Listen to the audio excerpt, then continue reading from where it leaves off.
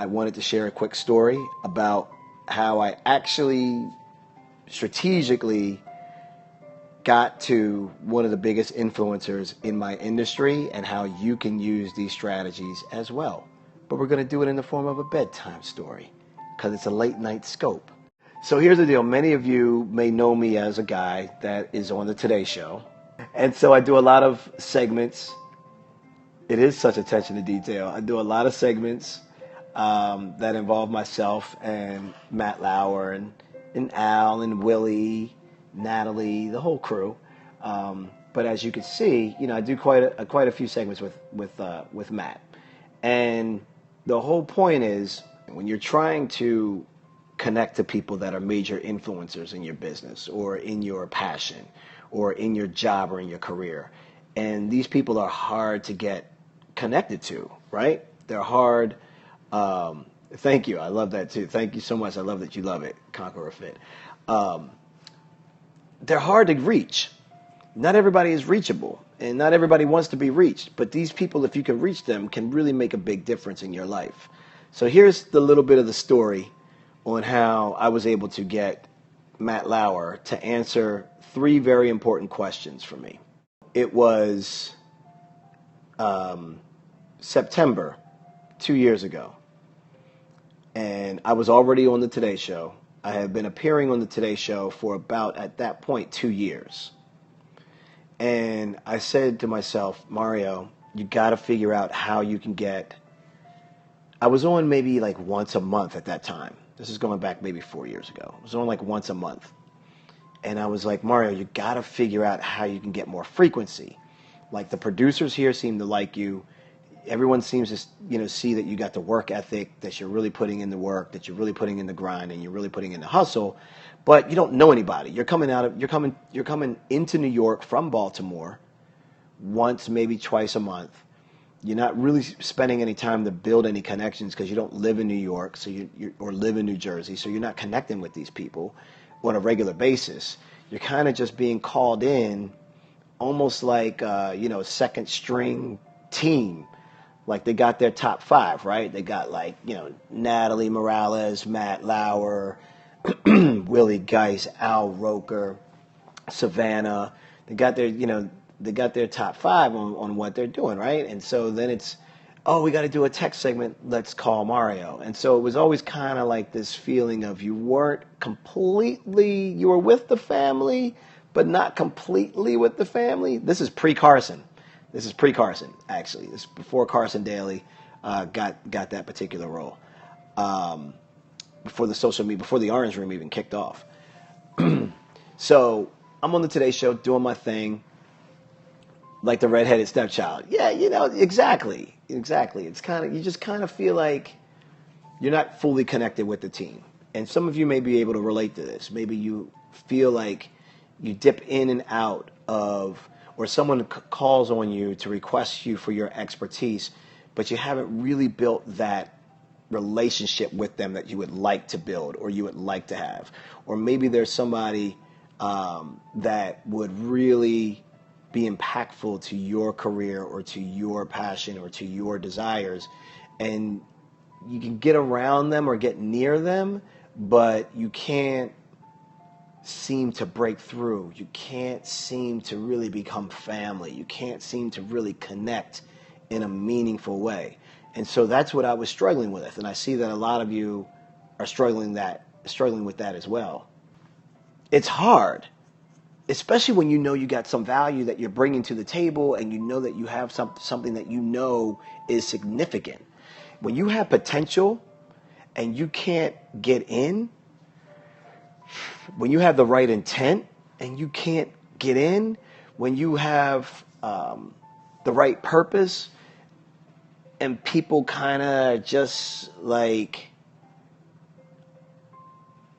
willing to open the door just a little bit, but then they don't seem to fully open the door and tell you, come on in, hang out with us. Let's go have some drinks. Let's go spend some time. Let's break bread together. Like it's kind of like they're peeking through the door like, we might let you in and let's see what you can do when you get in. And they open the door, you get in, and you start to live in your expertise. You deliver your love. You deliver your love. You deliver your purpose. You deliver your passion, your intent, whatever it is. You deliver that expertise that you got. I don't care if it's for your job or for a hobby or for your relationship. Like, you come in and you deliver that, and then you still feel like, I guess I'm down with the team, but not fully on the team. There are always going to be cliques. Always.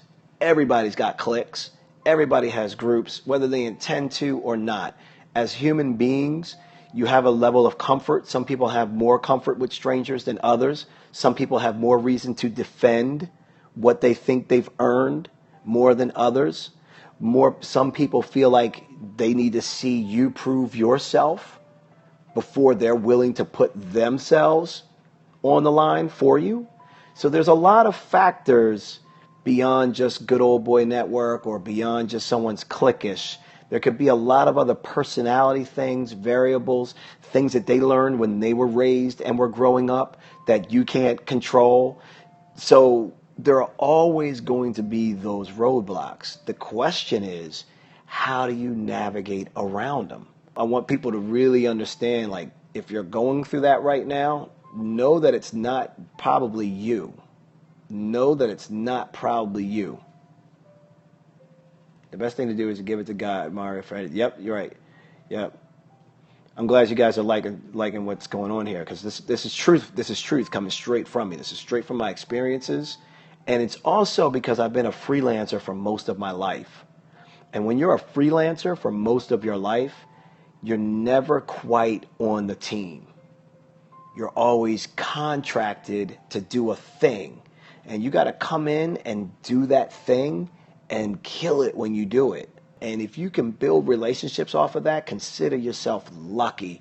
Consider yourself smart and blessed, because it's hard for freelancers to break through, because just the thought of a freelancer means that I hire you when I need you. Poof, you appear. You did your project. Boom, you go away. Here's what I did. I decided I would like for all of you guys to think about this. There's two tactics I want you to employ. I'm going to assume you know the top people in your craft.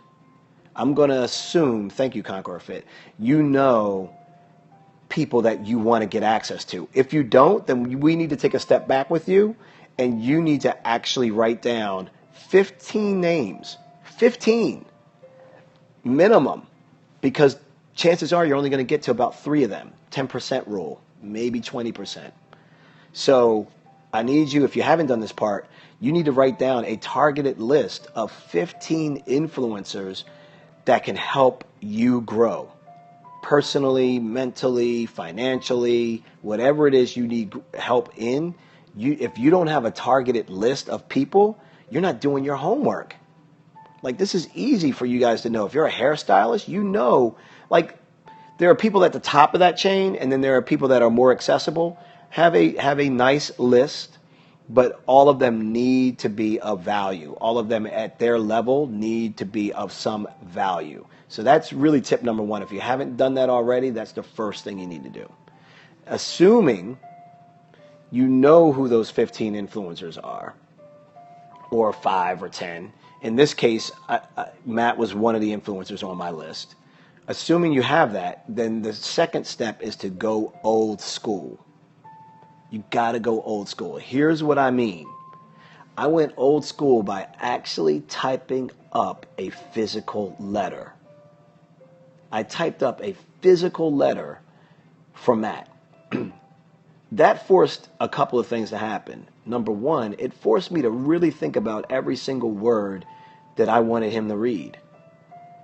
And when you're not just rattling off an email, or when you're just not, rattling off conversation, when you give someone something that's from back in the day, a letter, first, they're going to read it.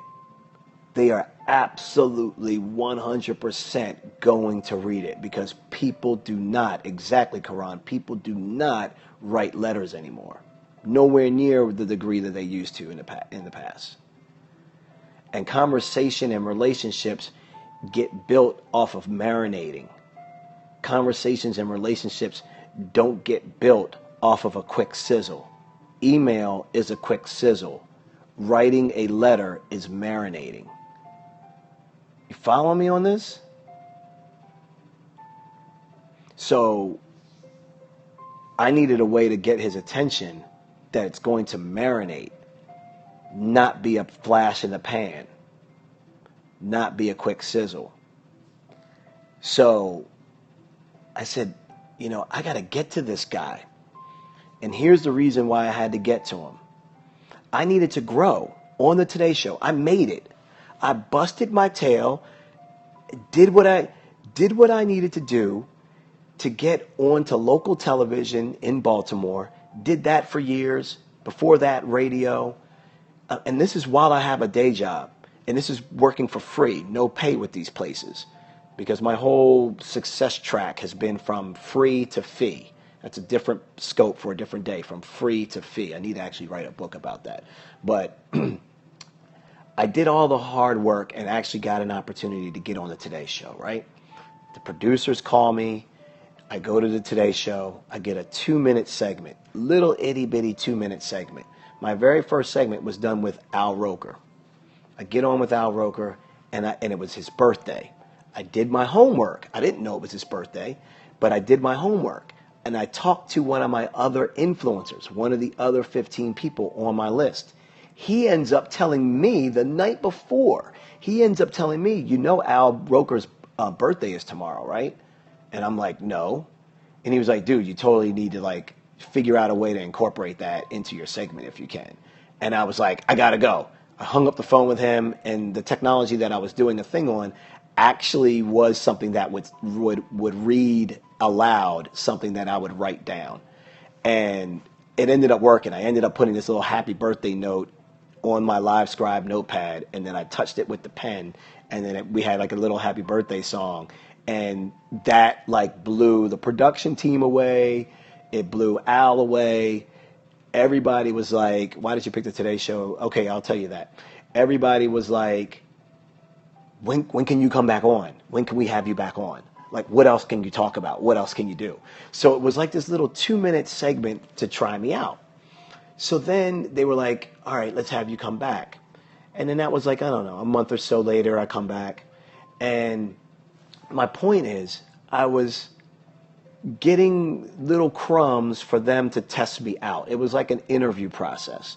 This is the Today Show, people. I should put things in context. For those of you that do not know the media world, the Today Show, at that time, too, was the #1 rated for 16 years straight. #1 rated TV morning show. So we're talking 5 to 6 million viewers. This is massive. Anyway, the point is, I get onto the Today Show, I do my thing, I kill it, and I needed Matt Lauer, I needed an influencer, a big heavyweight inside of the Today Show to help me get integrated into this family stronger. So how was I going to approach him and ask him for that? I was still fresh and new with the show, and I was still proving myself, and I was still sweaty palms and super nervous. And I was coming in from Baltimore to New York, and I've been bringing it, been bringing it. And the producers I started connecting with better, but I couldn't get to Al. I couldn't break through to Natalie. I couldn't break through to Matt. And they're sweet people, but it's busy. When that show starts, it's like this. I mean, it's chaos. So here's where the story gets intense. When you see people that you really want to get access to, here's what a lot of people do. They'll talk. If you see your boss in the hallway, you'll talk to them about that promotion, or maybe you'll talk to them about a certain idea that you're trying to push forward. You'll talk to them about these, you talk. People talk. You know how many times I've seen people, contributors like myself on TV, do a segment and then will immediately start talking to Al or Matt about another future segment. you know what, Matt, I'd love to be able to come back and do a segment on XYZ. And it's like, Matt can't even really digest that right now. Even if he says that sounds great and he means it well, he can't digest that right now because his mind is completely shut off on what you're doing, and he's got to go now do something else. Karan is exactly right. Follow Karan, y'all. That is my girl. She is my trooper. She is my homie. She's always had my back and knows her stuff, and she's open about sharing, and she's brilliant. So, but people would do this, and then they would start doing it with producers. Okay, I won't do it with Matt, but I'll do it with the producer that brought me in.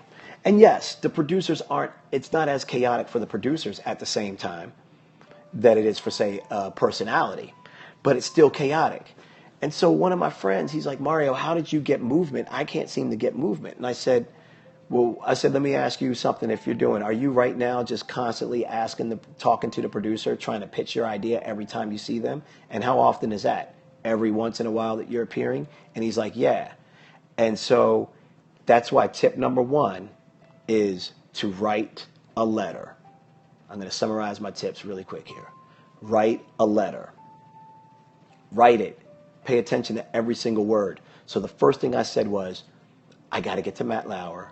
Matt's got to help me get a better connection with this family. I believe that Matt will help me if I can give him a letter that's to the point, concise and short. So number 1, write a letter. Number 2, make sure that letter has no more than 3 specific asks. 3 specific questions. 3 things max that you're going to ask of this person. That's it. You're not overwhelming them with any more than that, and you don't want to just ask for one thing. You have their attention. You got them reading your letter. Now's not the time to blow it and only ask for one thing that they may not be able to actually deliver on. So ask for 3. Put the laws of averages in your favor so that something comes through. Okay? So you're writing a letter, you're paying attention to every single word, and in that letter, you're only going to ask for 3 things max. These have to be specific, people. This should be a sub-tip to this tip. So not only are you asking at max 3 things, they have to be very specific 3 things. Not, I need your help. Not, can you help me do blah, blah, blah, and it's all general. It's got to be very specific. If you can avoid sending it, hold on. Don't send snail mail just yet. If you can avoid sending it, here's the 3rd thing. Hand deliver the letter. That's tough. That's a hard thing to do. A lot of times it won't work that way, and you have to snail mail it. That's fine. If you snail mail it, FedEx it or UPS it. Make sure that you've put that so you know it was received, so you know it got to its destination. Not only that, if it shows up in snail mail, FedEx and UPS envelopes are going to get more attention faster than a regular envelope will. And it's going to stand out in the stack of all the other envelopes that they may be going through. So you got to rise above the clutter. So if you have to send it FedEx, send it UPS, send it like that, all right? Now, back to what doing the ask. I'm going to give you guys exactly what I asked Matt. So I said, Matt Lauer, look, I wrote down the letter. Here's something that you need to think about when you write your letter. The letter can't just be the 3 specific asks. Yes, I am on catch. The letter has to also, at least in 3 to 4 sentences, be able to build your credibility or demonstrate your value. In my first paragraph, I just did a quick introduction, and I just told him how I felt like I was a part of the family, and I told him how I wanted to deliver more value, that I know that I could be a bigger contributor to the team. And then I said how I could do that. I didn't just say I could do that. I then gave him 3 quick things on how I thought I could deliver more value to the overall show. So what I was doing essentially was saying to Matt in that very first paragraph, I love being on this team. This is amazing opportunity. I have way much more inside of me that I can give to the team, and I want to help. See where I'm already, the positioning of this is from Matt's perspective. Think about it. Matt probably got I don't know, right? Matt probably got the letter right, and he was probably like, this guy wants to help the show be better. Let me read the rest of this letter. Why would he needs ratings. They all need ratings. If you have a contributor, if you have someone that's performing and delivering content on your show, and they're like, I can help make your show better, and you've done a good job up until that point proving yourself, why wouldn't they believe you? I didn't say I need to build my brand on your 5 million people. I need to build my reputation on your 5 million viewers. I need to I need I didn't say I Jack. The only I said was the I that's not in team. But the only I said was to say I can contribute more to the team, and I want to be more of a team player on this team. In other words, give me the responsibility. I can handle it. I've showed you what I can do thus far. I've come through the crack of the door. I need to take it to the next level. All right, so that's what that said in a very short paragraph. Then I went straight into my 3 asks. You guys ready for the 3 questions? Number 1, how can I get more frequency on the Today Show? That was number 1. How do I get more frequency? And it was a more specific question was, can you help me get more frequency with the producers on the Today Show? That was the specific question. The goal there was, if he said yes, then that meant internally Matt at the highest level was going to then go on my behalf and start asking around, why are we not using Mario more? We need to use Mario more. His vote of confidence for me would send awesome vibes throughout the NBC production community. Great question. Does he have any power as a producer? Absolutely. Absolutely. Matt is not just a host, as Karan says. Matt, Al, Natalie, even though Savannah's new, Savannah too, Willie, they all have tremendous power. When you're a personality at that level, the EPs aren't just the sole ones running the show. The supervising editors and supervising producers aren't the only ones running the show. Let me tell you something. If Matt Lauer said, we're doing a tech segment and it's going to be in the 8 o'clock hour, I want Mario on this, you better daggone well believe every producer knew they needed to go and find Mario on this. And the reason why I'm saying that is because that's exactly what started happening. That's exactly what started happening. So don't underestimate anybody just because. You got to look at their power of influence. Sometimes we get caught up in titles and we say, that person can't really help me because their title is X. You're focusing on the wrong thing. Let's focus on the influence of the person. Do they have influence? You got to hit this thing from multiple fronts. Like, pursuing your journey in life isn't just going to be like get to one person and it's going to change your life. Like, that's not, that doesn't happen. You got to hit it on multiple fronts. So I gave him that first question. Second question was, I am trying to become a host of a TV show on one of our NBC properties. Here's a specific ask. Matt, would you feel comfortable connecting me with other executive producers in the NBC family on other networks and introduce me to them.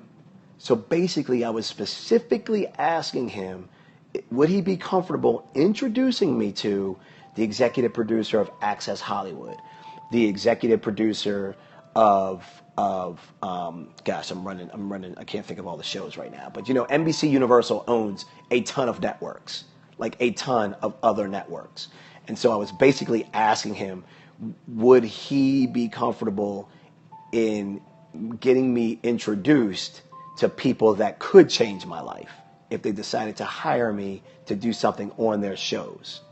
Okay? So that was the second specific ask. And then here's the third specific ask.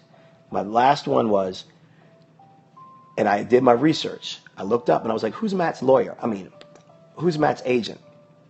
And I was like, I need to see if Matt would be open to allowing me to meet his agent. Matt, so the third ask was, Matt, will you introduce me to your agent? So as you can see, these are very specific questions. These are yes or no. And that's what you want. You don't want some middle ground answers, people, because that's the stuff that lingers. That's the stuff that doesn't get resolution. That's the stuff that doesn't get solved. And when you do that, you also the negative thoughts start banging you in your head. Oh, well, they must not want to help me. Oh, they must not have read the letter. Oh, they must not have done this. Or maybe I shouldn't have said that. Or maybe I was too forward. Maybe that was too forward of me to hand him a letter. I don't know if is that going to start impacting my other opportunities? Did I like piss him off? Like, you can't let it linger. Yes or no questions. Very specific, yes or no answers. Very specific questions. So those were the three questions that I asked him. So here's the deal. Here's how it all played out. So I write up the letter. I put the letter in an envelope on the front of the envelope because I knew I was going to hand deliver this envelope to him. That was my goal. On the front of the envelope, I put ASAP. I put Matt, ASAP, from Mario. Please read. That was it. So I put that in my backpack. And I actually kept that letter in my backpack for weeks. For weeks, because it's still timing. There would be times when I would show up at the show and I would be like, man, I can't. Like I told you, it is chaos in the morning show, and people have to move and shuffle, and personalities are going upstairs, downstairs, in an elevator, outside on the plaza. They're moving all around. I can't hand this man. He's getting handed scripts left and right, changes to a script, something that's been updated. All of this stuff is happening in real time. Who the heck am I to hand him an envelope? Like, that's rude in that phase, in that moment. But there were times when I was so close to still doing it because I was like desperate, right? I was like desperate to get his attention. I didn't write a letter to Al. I didn't write one to Natalie and Savannah and a bunch of other people. I wrote the letter to one person. I wrote it to Matt because I wanted to give it to Matt first. And I didn't, I wanted to connect with him. So there were so many opportunities where I'm like, damn, Mario, go grab it right now. You can give it to him. And I had to let it pass. Do you know what it feels like to see an influencer right there in front of you, and you know that you got this letter that you're pretty almost 100% sure they're going to read if you can get it in their hands, and you gotta have the diligence and the patience to just let the opportunities kind of slide by because they really aren't the best opportunities. It seems like it is, but it's not. Man, the pain is like, you start second guessing, like, I knew I wasted my time writing this letter. I'm never going to get this thing to him. You start getting all those negative thoughts. They start creeping in your head. They start telling you, like, you're not going to, you might as well just tear this thing up, throw it away. Like, the devil starts getting busy, right? Because it's not just happening really easy. So fast forward a few weeks, maybe almost 2 months. I'm still trucking around with this damn letter in my backpack. Like, like it's an envelope that won't leave. And because I knew that I was going to get this to him. I had already visualized it. I got to get this to him. So it was the 9 o'clock hour. I know the 9 o'clock hour means Matt's actually done with the show. Matt works on air from 7 a.m. to 9 a.m. The show goes on until 10 a.m. But Matt's duties are done at 9. So I finally, most of the time when 9 o'clock hits, he's in his office. I'm not going to knock on that man's door unless, let me rephrase something. A lot of times timing isn't in your favor and you have to just roll up on the influencer. If the influencer is somebody that you cannot get access to often, bad timing is better than no timing. So just understand what I'm saying though. This has to be someone that would be extremely rare for you to get in front of. And if you by happenstance get in front of that person, I don't care what's going on, you better find the opportunity to get your thing in. Like, you gotta figure it. If it's that rare, you gotta figure it out right then and there. I want to make that distinction. I was letting this thing kind of chill because I knew that I would have repeated access to Matt, at least to some degree. And I can't take that for granted, which is why I was getting sweaty palms about whether or not I'm actually going to ever get this thing to him. Because it's hit or miss. Like, I'm not at the show every day. I don't work for NBC. So I show up once every 2 weeks. So I'm basically on like a 2-month possibility, 2 times per month possibility of getting in front of this guy. So for me to have to wait, it's like, damn, I'm probably not going to see him for another 2 weeks. If he's even in, he might be traveling off somewhere doing an interview somewhere. So I was still going to have to be aggressive, but I was willing to let a little bit of moments pass because I knew they weren't the right time. So I guess what I'm really saying is I was looking for the best of the worst times. That's really what I'm saying. And I knew the 9 o'clock hour was a great opportunity. So here I am, fast track. I'm in the Today Show. I'm going to try to paint the scene for you. At the Today Show, I have a segment coming on at about 9:30 in the morning. It's about 8:55. I know Matt is in Studio 1A. Studio 1A is downstairs. He's upstairs in the studio, wrapping up a segment. I strategically said, get out of the green room because it's been hit or miss down there. Get away from the plaza because that's been hit or miss. You're not going to stalk them and stand outside the bathroom door, although I thought about it. But there is a hallway of where his office is. And there's 2 entrances to that office. Can you strategically position yourself so that when he comes up on that floor, you can be there? Now, mind you, I got a producer that's still looking for me because I gotta do my segment at 9:30, so I can't be out of sight too long. So sure enough, right?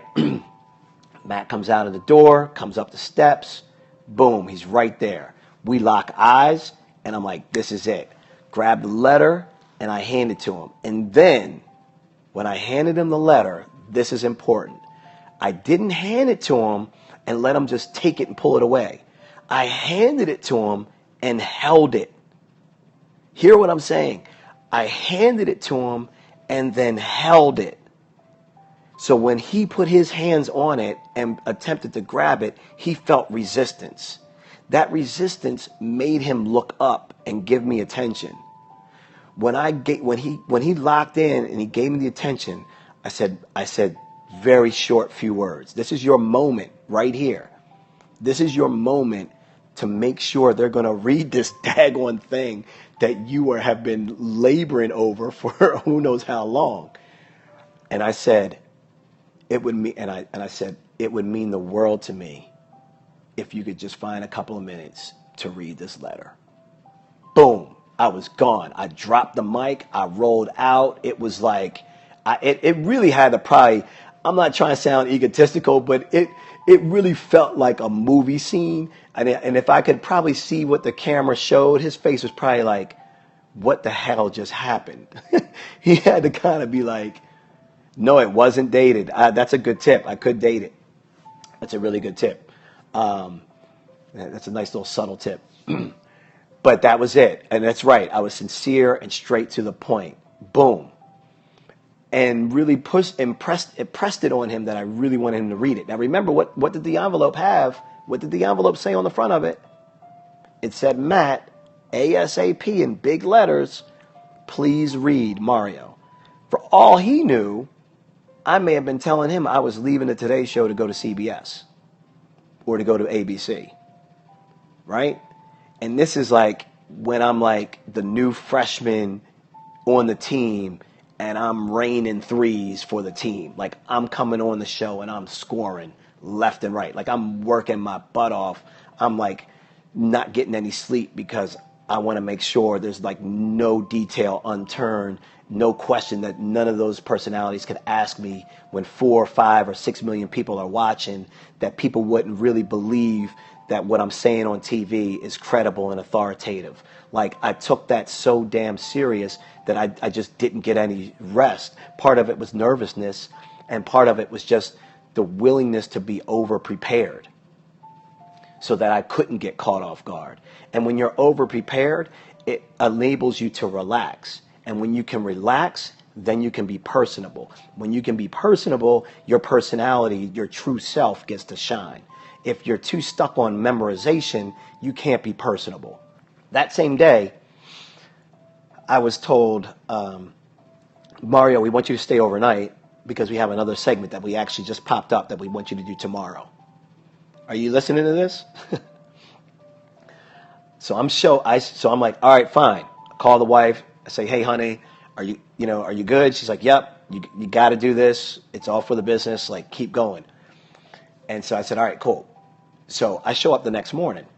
I'm in Studio 1A. All the cameras around. Matt sitting on the orange sofa. I see him out of the corner of my eye. And I'm like, I want to ask him so bad as he read the letter. But I can't. He's rehearsing his lines. He's getting ready, right? At a certain point, he looks up. And he's like, hey, Mario, good morning. And I like freeze. Good morning. Because what I want to say is like, good morning, did you read my letter? Good morning, did you read my shit? Good morning, did you read it? like that's what I'm just like, that's what's going on in my brain, right? Ask him. But all that could come out was just like a really awkward pause. Good morning. Like, just like a little kid. So he goes, Mario, I read your letter. Yes, no, yes. I'm like, I'm frozen. A key influencer that could potentially have a big impact to what my personal goals are, even though my goals were stated for the team, because that's what my intent was. My intent with this whole thing was always positive and always transparent. And you're right, conquer or fit. I'm like, damn, what, he just said yes, no, yes. What? And so I finally start like getting it that he just said that he actually read it less than 24 hours since I gave it to him, roughly. And he goes, yes, no, yes. The letter's not in front of his face, and he's going, yes, no, yes. Now, he could have read it maybe an hour before then, but that's the soonest he could have read it. So the order was, the very first question was, let me make sure I get this right. The very first question was, will you help me get more frequency on the Today Show with the producers? Yes, you guys are paying attention. Get more frequency. Courtney, you rock. So that was the first question. So he said yes to that. So the no was, the second question was, will you introduce me to other executive producers at other NBC-owned networks so that I could approach them about potentially hosting stuff? And he said no to that one. And the third question, I'm going to come back to that second one. That third question, no, number two is, would you feel comfortable introducing me to other networks? That's really what it was, to other sister networks in the family, the sister family of networks. And other shows. So think like Access Hollywood, stuff like that. The third question, exactly right. I should be giving prizes. You guys are amazing. I should do these bedtime scopes more often. This is dope. This is like, I mean, I got to like really reduce the amount of time on these bedtime stories. Like, but this is dope. I should do these more often. So thank you, Honey Badger. So the third one was agent. And the agent is just scored Matt this $20 million deal. So I'm thinking, holy crap, this is huge. He said yes to that. This is amazing. He wants you to himself to promote. Very insightful for you to say that. Very insightful. Ooh, Never Settle Club slumber parties. Ooh. We could do, yeah, okay, I got to come back to that. I got to come back to that. Somebody DM me that, send me that as a tweet or something. Never Settle Club slumber parties. Or Facebook me with that, something. Doesn't want to share. So here's the thing. When he said yes, no, yes, he followed it up with, and I'll tell you why no. And he goes, because I want us to see what we can do with you first. So you guys are exactly right. He said, I want to see what we, the Today Show, NBC News, can do with you first. Do you understand how mind-blowing that is when you have spent time writing a letter, strategically thinking about presenting this thing to a key influencer that's going to be on your list, and when they say something like that, I want to keep you to myself first, like they're being stingy with this new talent. They don't want to share this new recipe, this new cake, this new dessert that they just got a taste of. That instantly let me know that the value was there, like my value was high. Not in a way to abuse it, but in a way for me to just like calm down internally to be completely comfortable. I just saw the tweet come in, so thank you, PJ, for sending that tweet about the slumber parties. And where do I sign? You guys got to sign up with the Never Settle Club. This is what we do. This is why I'm like the perfect person to help people never settle in life. And thank you guys for making me pull this story out, because now I'm understanding why I'm being used as a vessel this way to share my experiences with others in this particular way. So that sent me through the roof, right? That he was willing to go to bat for me like that. So immediately, I'm going to wrap this up. Immediately, here's what happens. Number one, I start getting more emails and requests to be on the show. Like that. Like that. I am trying to talk to each and every last one of you personally. That's great that it's coming off that way. And that just blew me away. The hardest hour for a contributor to get on is the 8 o'clock hour. The Today Show, 7 o'clock hour. The Today Show breaks down their content by the hour. The 7 to 8 o'clock hour is news. Hard news, the biggest stories of the day, the most important stuff. 8 o'clock, the second hour, the 8 o'clock hour, still newsy, but a little more feature driven. And they'll have a celebrity interview or something like that inside of that. Exactly. It's a little lighter. The third hour, 9 o'clock hour, much more lighter, like really light, like almost daytime morning talk show like light. So it changes, and then you get to Kathy Lee and Hoda, and you're drinking wine, and all hell just breaks loose. So that's kind of like the order of the show, right? So when I started getting calls to appear in the 7 o'clock hour, and then when I would ask the producer on email, who's the host, and they would say it's Matt, I knew exactly what that was. Like, I knew exactly that was, we're going to talk about this particular credit card scandal or this hacking scandal, or we're going to talk about this new merger or this new, like, it's hardcore, it's hard hitting news. And I'm sitting in the 7 o'clock hour with him like a couple of times. And not only that, I'm starting to appear more on the 8 o'clock hour.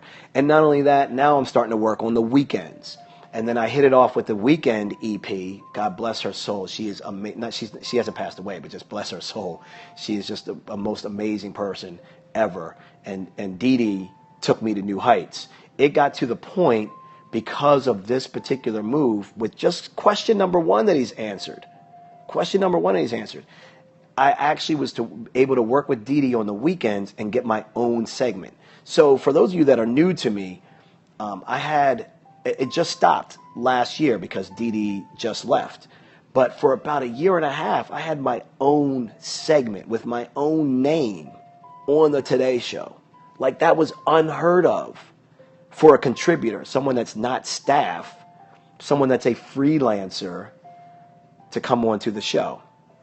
And let's also keep in mind, too, the other thing is, I never once asked anything for him about money or anything like that.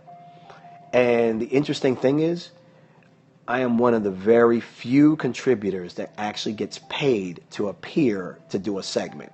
So many people, their goal, especially in like media, their goal is to get to the Today Show. Like, that is the mountaintop for them. And for me, this might throw some of you off, but for me, getting to the Today Show was the actual beginning of the trampoline for me. Like, that wasn't my mountaintop. I knew it was high, but I was like, it's not Mount Everest. Getting to the Today Show was like finally putting my feet on the trampoline, because it was on me now to get my bounce on that trampoline going. I don't have time for a ladder. You guys got a trampoline to your dreams, man. Don't ladder to your dreams. About a week after my conversation with him that morning, after a week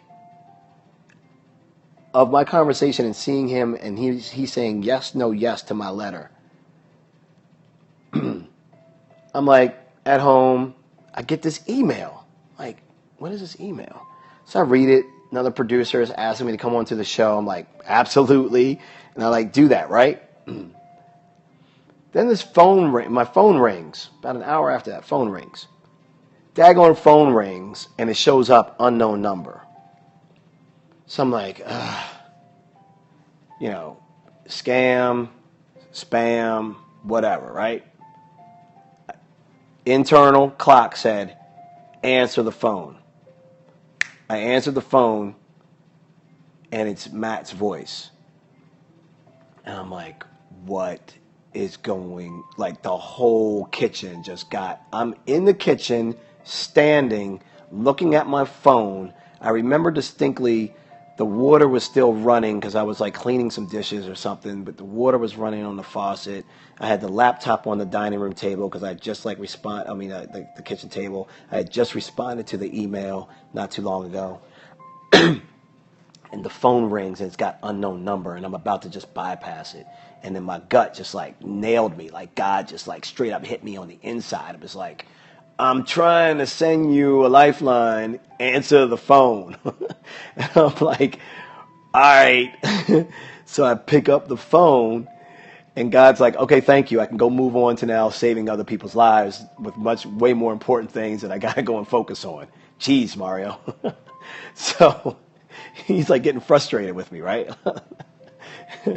Hey, come on, man. Like, you've done all the work. Let me do a little bit to help you out. So, so I answer the phone, and you got to understand, Matt's personality is what you see on air is pretty much what you get.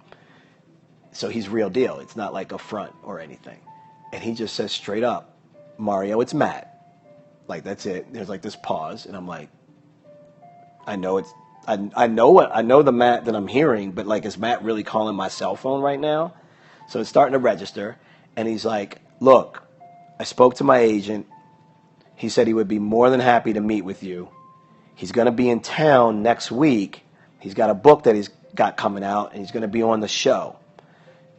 I'm going to have his people call you, and hopefully you guys can, get a meeting together and get it worked out. And I'm just like, unbelievable. I was like, Matt,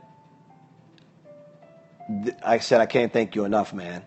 I said, all I want to do is contribute to the team and really bring as much value as I can to the show. And I can't thank you enough for going out on a limb to support me. And then we hung up.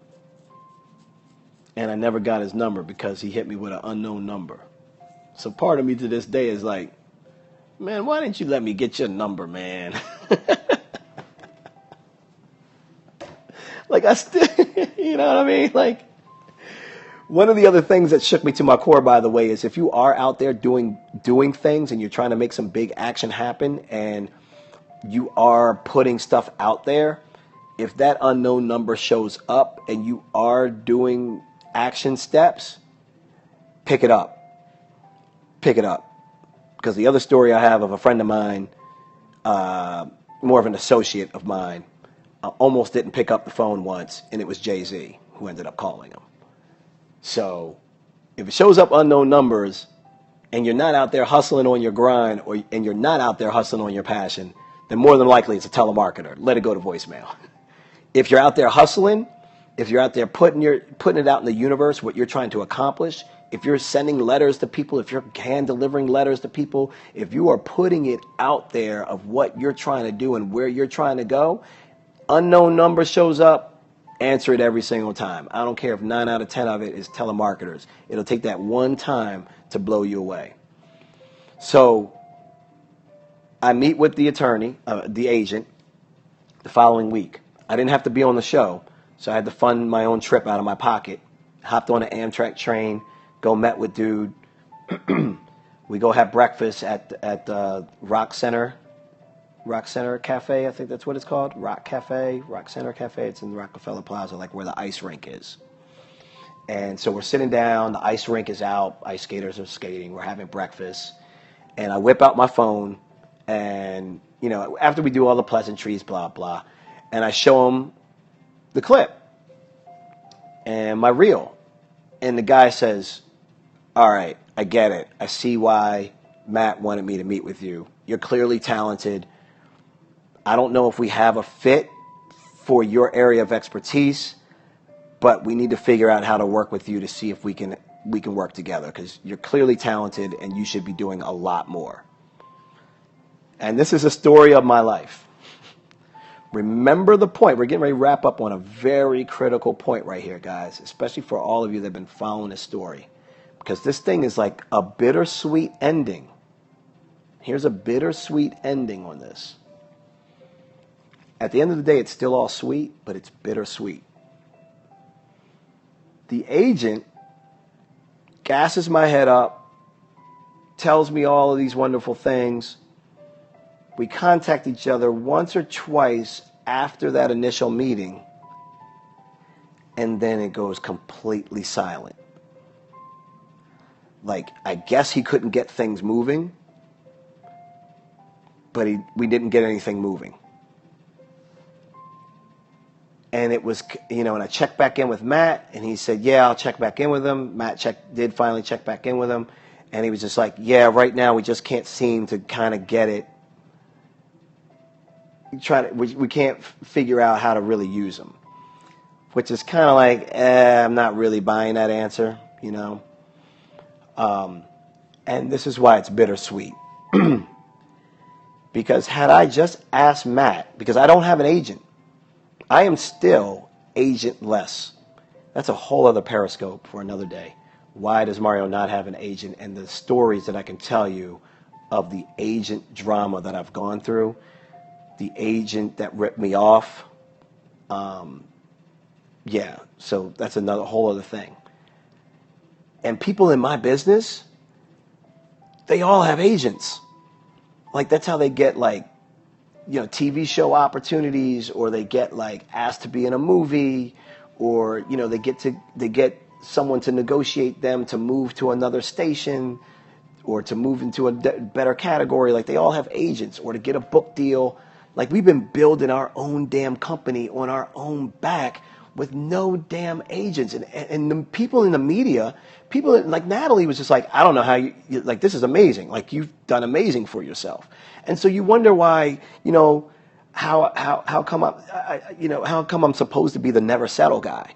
Because if I was supposed to get all the things that are supposed to happen in the media business, I would probably be at a different level, but I would have nowhere near the wisdom, nowhere near the internal strength, and nowhere near the amount of advice to share.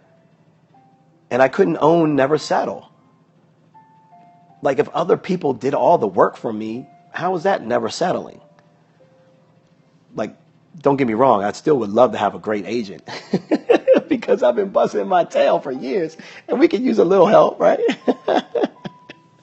So we just learned not to work with them. We just learned, you know what? God was looking out for us.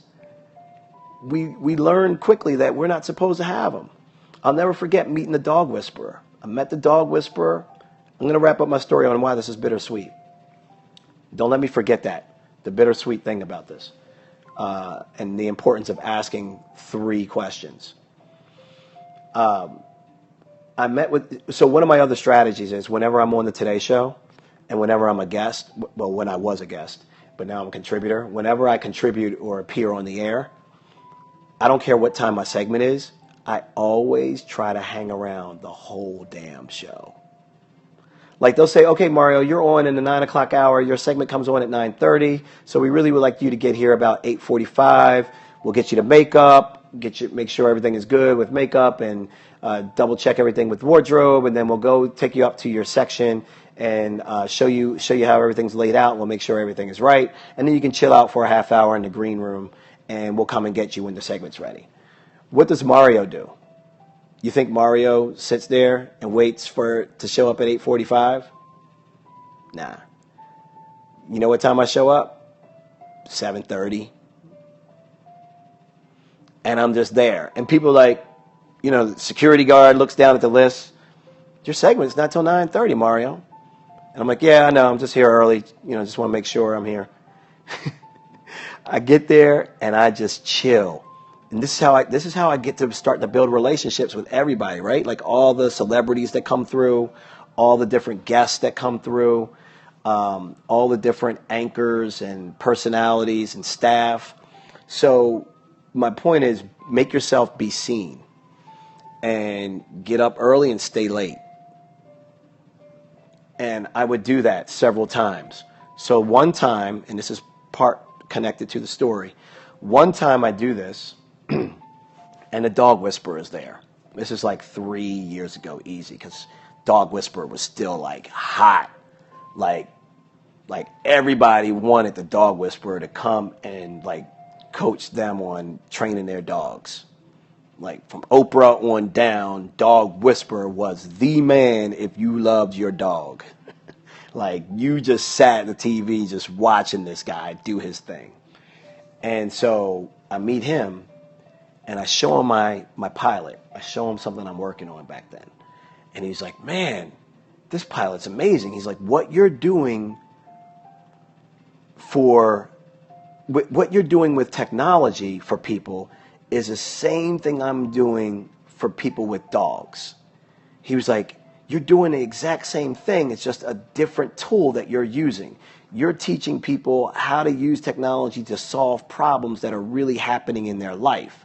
I'm teaching people how to train their dog and how their dog can help them fix their problems in their life. He's like, this is amazing. Like, no one's picked this up yet? I'm like, no. I'm like, what are you doing? He's like, man, I can't. He's like, I'm like, come on, man. What are you talking about? You just said it was amazing. Let's work together, right? And I said, but you know what? I said, I can't. I said, you worked with a set of agents. I'm going to name these guys on another scope because they were bad guys. Maybe I won't even give them any attention because it's negative energy. But the only reason why I would is because I wouldn't want other people to use them if they're in the business. But I said, you use such and such agent. I said, we just fired them. And he said, you ended up using him? And I said, yeah. I said, but we quickly found out that it was not a good move. He's like, let me tell you something. You don't need an agent. You need a business manager. And after that, we were already doing that by default, just out of struggle and just out of pure survival. We were already doing that. So when he told me that, I was like, boom, done. We don't need an agent. So I'm telling you this because this is very important to the 3 questions that I asked Matt. Had I only asked Matt one question, if I had only, think about this. How many of the 3 things has actually panned out? Someone show me in the comments. How many of the 3 things that I've asked have all 3? Have 2? Have 1? How many things have actually panned out?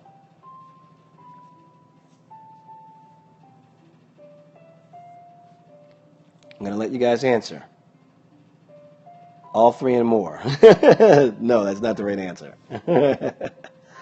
No, he said no to introducing me to networks. He wanted to figure out what they could do with me inside first, which is a win. So maybe that's what you mean. Because if that's the case, then I could see that as a potential win. Yes, Nita Tex has it right. That's the first answer. Golf Nut 38 came in right. PJ loves PJ. That's right. Really only 1. That's right, Honey Badger. This is what I was waiting to see. If you guys were paying really close attention, man. All right? Because it's really 1. So I asked him 3 things. The first one was, could you get me more frequency on the Today Show? Boom. He worked on that, and it happened. The second one was, could you introduce me to other networks in the family? He said no, but because we want to see what we can do with you here first. Nothing ever got done with me other than the frequency. But in terms of my dreams of hosting a show and getting introduced to people that could help me get to that point of hosting a show or getting introduced to other networks, none of that ever panned out. None of that ever happened. And then number 3, meet with the agent. Yeah, I got the meeting. And you know, absolutely, he did all of that. But boom, no agent. Had I gone to him, no, I met the agent, right? I'm talking about things that actually panned out and have really like created the impact. Like from the 3 things that I asked, which things really have created impact? It's really one thing. In the grand scheme of things, all 3 of these things had a little bit of impact. But seriously, if you really boil this all down, it's one thing. Because I met the agent, but the agent didn't do anything with me. So if I had his agent as my agent, then I would say yes, 2. It's just the very first one, more frequency. So my important point to you is, this is why you cannot ask for one thing from a key influencer. That's like a long circle that just came fully back around. I need some hearts because that was a long circle that finally like tied the knot. That's why I say ask for 3 specific things. Let the law of averages work in your favor because Matt had all the best intent for all 3. 1, get me more frequency. Boom, he did it. 2, want to see if we can do more with you here. didn't really do it, but his intent was pure. His intent was good, right? 3, what can I meet with your agent? Yes, you can. Boom, he did it. He can't force his agent to hire me, but he had the right intent and the positive intent. So he made all 3 of those things kind of in some way happen, but only one thing really had sustaining impact. What was bittersweet to me was, man, I wrote all that stuff down in that letter, did everything that I could do in my mind to try to move me forward and help the show and be a team player. And yet and still, I didn't get an agent, which is fine. I've had to fight tooth and nail for that on my own. I've had to fight for hosting gigs on my own. And I still, to this day, I'm part of the team, and I'm way better than I ever was, but I'm still not on the starting 5 in my own mind. They may see me as a starting 5 member. I'm sure they do. But I don't see me as a starting 5 member in terms of the level of relationship that was built. Do Matt and I have a much, much better relationship, a much stronger one, a more solid rapport? Absolutely. 100. Do you think he will ever forget that I gave him a letter? No. In fact, I forgot a part of the story. He tells me, Mario, I went down to the EP. EP was a different name at the time. No, it was Don. It was Don. He goes, I went down and talked to Don, and I said, Don, do you like Mario? Listen to this. He goes, Don, you like Mario? He's like, yeah, I like Mario a lot. He's great. He does good on the show. He's excellent. So then Matt goes, good, because Mario handed me a heartfelt letter on how he wants to be able to contribute and give more value to the show. Like, he told me that he did that. Like, he told me that he actually went to Don. He went to go find out if the EP really liked me or not, or really thought that I brought value to the show or not. Because then why push for more frequency if other people weren't happy with what I was doing? And I've totally forgot that little bit of the story, but it's an important part of the story because he was really pushing to help. And even with all of that, it's bittersweet to me that I'm not used as much as I still think I could be used on the Today Show. That's what's bittersweet. But I enjoyed tonight's bedtime with you guys. I enjoyed spending time with you. I appreciate all of your love. I appreciate you guys loving each other and hitting each other up. Continue to give back to others, people. Inspire yourself. I'm going to leave on this. Inspire yourself. Inspire others. Give back. If you can't inspire yourself, we need to work on that. That's what the Never Settle Club can help you with. Once you get that done, then you can work on inspiring others. When you are doing that, now it's time for you to start giving back. You guys have a great sleep. I feel like I'm going to have the best sleep ever because of your comments, because of the hearts, because of the love. And I have no idea what time it really is. Oh, is it 11:30 my time? I got to be up, guys, at 6:30 my time in the morning to be at rehearsal. And I didn't know how I was going to spend my night tonight. I called my wife and I was like, should I go out? I was like, I don't feel like being in casinos. Maybe I'll do some shopping. Maybe I'll go hit a movie. Maybe I should just lay in the tub. She was like, why don't you just watch a movie in your room? I was like, I don't know. I ended up scoping with you guys. And it was the best evening ever. All because that daggone honey badger opened her big mouth. That's exactly it. I love you for it. I'm going to bed, y'all.